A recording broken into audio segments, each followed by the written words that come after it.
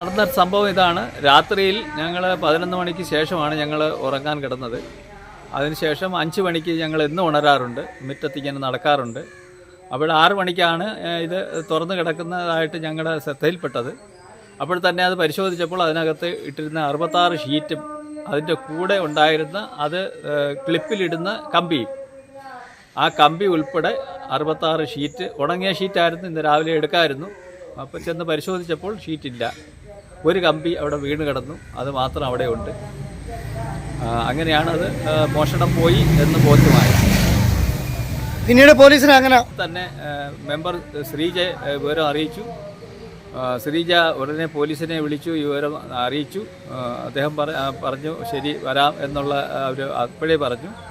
അപ്പോൾ അതനുസരിച്ച് അവർ രാവിലെ വരികയും 2 പോലീസുകാർ വന്ന് അവർ പരിശോധിച്ച് സ്ഥലം അപ്പുറം ഇപ്പുറം എല്ലാം പരിശോധിച്ച് CCTV ഉണ്ടോ എന്ന് ചോദിച്ചില്ല എന്ന് പറഞ്ഞപ്പോൾ അടുത്തുള്ള CCTV അവർ കാര്യം ബന്ധപ്പെടാനും അതിൻ്റെ ഫൂട്ടേജ് എടുക്കാനും അവരാവശ്യപ്പെട്ടു. നമസ്കാരം. കൊല്ലം അഞ്ചലിൽ അഗസ്തിക്കോട് ഗുരുവായൂരപ്പൻ ക്ഷേത്രത്തിന് സമീപം വീട്ടിൽ നിന്നും റബ്ബർ ഷീറ്റ് മോഷണം പോയി. രവീന്ദ്രൻ പിള്ളയുടെ വീട്ടിൽ നിന്നുമാണ് മോഷണം പോയത്.